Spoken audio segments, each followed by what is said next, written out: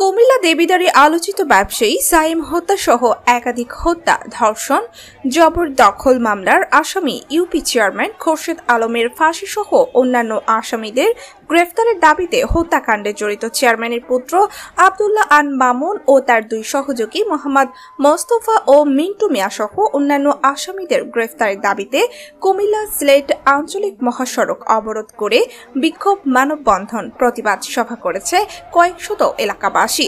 এই সময় মানববন্ধন চলাকালে দীর্ঘ যানজটে কবলে প্রায় ঘণ্টাব্যাপী প্রচণ্ড তাপদাহে ভোগান্তিতে পড়ে পরিবহন যাত্রীরা। প্রায় কয়েকশত নারী পুরুষ ব্যানার, ফেস্টন, প্লেকার্ড নিয়ে একটি বিক্ষোভ মিছিল সহকারে কুমিল্লা সিলেট আঞ্চলিক মহাসড়ক হয়ে থানা গেট এবং পরে নিউ মার্কেট মুক্তিযোদ্ধা চত্বরে এসে সড়ক অবরোধ করে মানববন্ধন ও বিক্ষোভ সমাবেশ করে।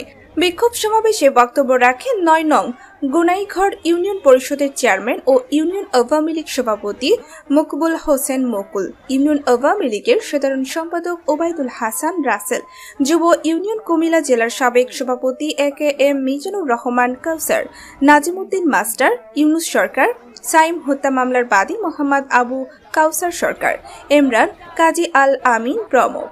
বক্তারা বলেন, গত ঈদের ছুটিতে সাইম হত্যা সহ 5 দিনে 4 খুনের একটি রহস্য উদ্ঘাট করতে পারেনি পুলিশ। এসব হত্যাকাণ্ডের সাথে জড়িতদের মধ্যে সাইম হত্যা মামলার আসামি খোরশেদ আলমকে আওয়ামী লীগ নেতা সিদ্দিকুর রহমান ধরে পুলিশে সোপর্দ করলেও পুলিশের পক্ষ থেকে আর কোনো আসামি গ্রেফতার না করায় বক্তারা ক্ষোভ প্রকাশ করেন। বক্তারা আগামী 24 ঘন্টার মধ্যে অপরাধীদের আইনের আওতায় না আনলে উপজেলাব্যাপী বৃহত্তর আন্দোলনের ঘোষণা দেন। যার নেতৃত্বে এবং কি যার দূরদর্শিতায় আজ বিচার ব্যবস্থাকে আমরা এক সুষ্ঠু এবং নিরপেক্ষ করার জন্য আজ এই রাজপথে নেমেছি, সেই মুকুল ভাইকে আমার অন্তর আমি অনুরোধ করছি। আপনাদের সবাইকে ধন্যবাদ জানিয়ে আমি আমার বক্তব্য এখানেই শেষ করছি।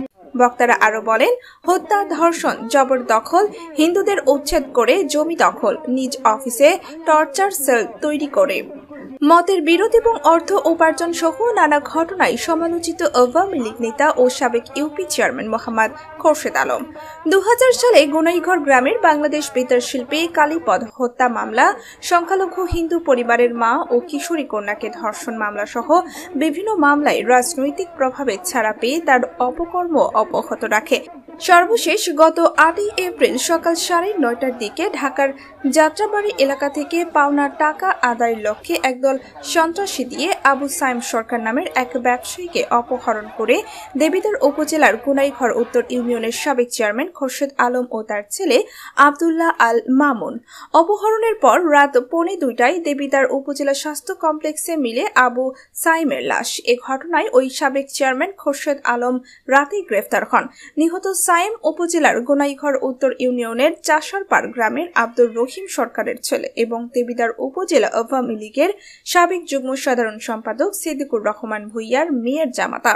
ওই ঘটনায় নিহতের ভাই মোহাম্মদ আবু কাউসার বাদী হয়ে এজাহার নামীয় 4 জন ও 7 থেকে 8 জনকে অজ্ঞাতনামা আসামি করে দেবিদ্বার থানায় একটি হত্যা মামলা দায়ের করেন। তথ্যচিত্রে শাহ সাহিদ উদ্দিন, কুমিল্লা ক্রাইম বার্তা।